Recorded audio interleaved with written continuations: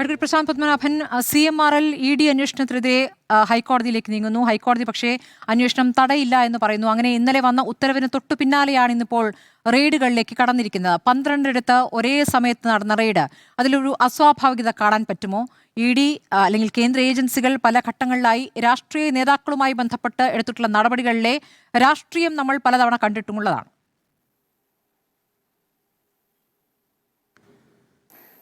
Enforcement ഡയറക്ടറേറ്റിൻ്റെ ഈ അന്വേഷണങ്ങളൊക്കെ പലപ്പോഴും പല പരിധികൾ ലംഘിച്ചുകൊണ്ടാണെന്നും പെട്ടെന്ന് ഒരു പഴയ കണക്കുകളൊക്കെ എടുത്തു തരാൻ പറയുമ്പോൾ അതിലൊരു അസ്വാഭാവികത ഉണ്ടെന്നൊക്കെയുള്ളൊരു ആർഗ്യുമെൻ്റ് ഉണ്ട്.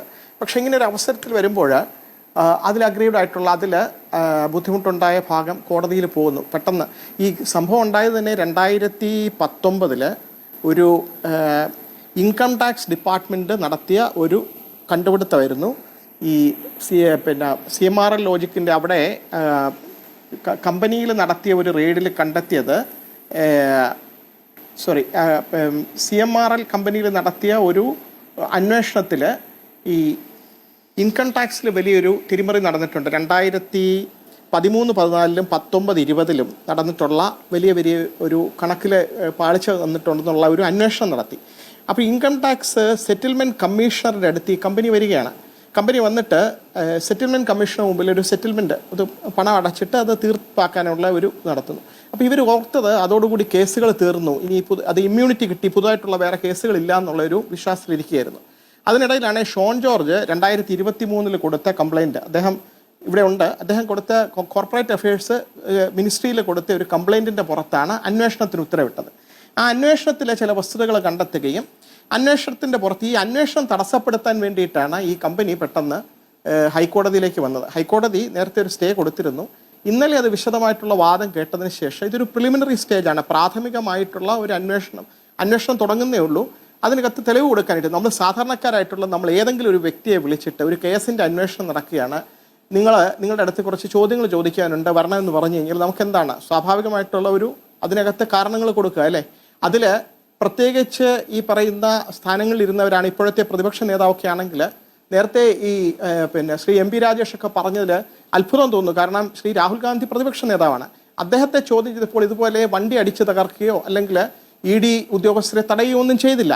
രാജ്യത്തിൻ്റെ പ്രതിപക്ഷ നേതാവായിട്ട് കൂടി അദ്ദേഹം പറഞ്ഞത് സംയമനം പാലിക്കണം, ആരും നിരത്തിലിറങ്ങി എനിക്ക് വേണ്ടി സമരം ചെയ്യരുത്, ഞാനിത് നേരിട്ടോളാമെന്നാണ് പറഞ്ഞത്. അത് ഉദ്യോഗസ്ഥന്മാരുടെ മുമ്പിൽ മണിക്കൂറുകളോളം ഇരുന്ന് ചോദ്യങ്ങൾക്കെല്ലാം സാവകാശം മറുപടി നൽകി. 50 മണിക്കൂർ ശ്രീ പിണറായി വിജയൻ എന്തെങ്കിലും പറയാനുണ്ടെങ്കിൽ അദ്ദേഹം കോടതിയിൽ പോയി.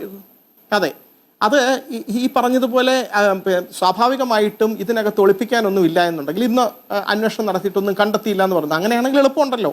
അങ്ങനെയാണെങ്കിൽ ഇതുപോലെ നിരത്തിലിറങ്ങുകയോ അല്ലെങ്കിൽ പൊതുജന ഇതിൽ പബ്ലിക് സെർവൻ്റ് ആയിട്ടുള്ളവരെ തടഞ്ഞു നിർത്തുന്ന ഒരു ഒഫൻസും കൂടിയാണ്.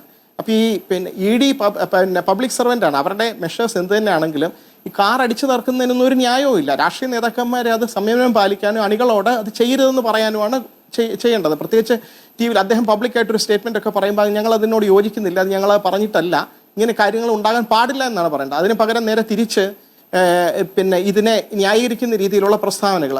അദ്ദേഹം MLA ആയിരുന്ന ആളാണ്, ഇപ്പോൾ അല്ലാന്നേ ഉള്ളൂ.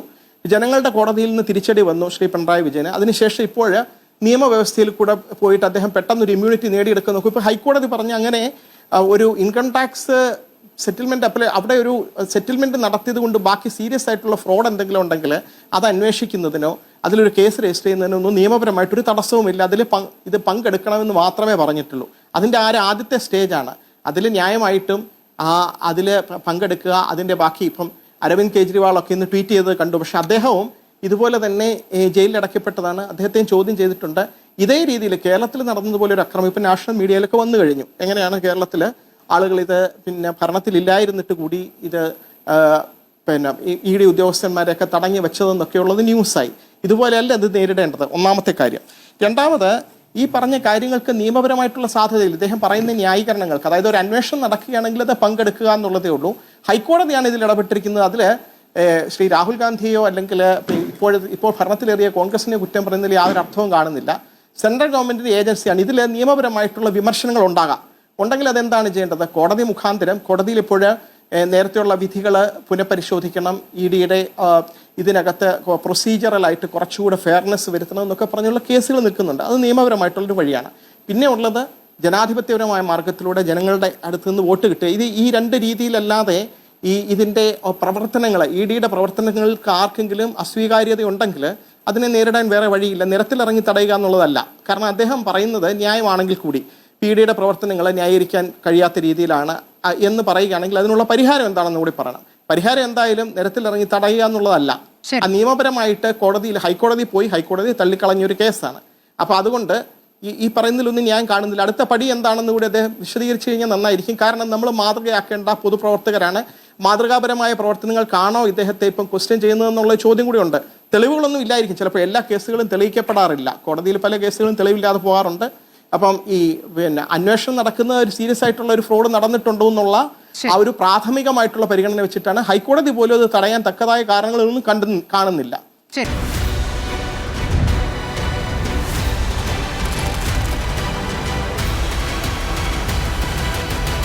Debate with Smriti Parathikkad.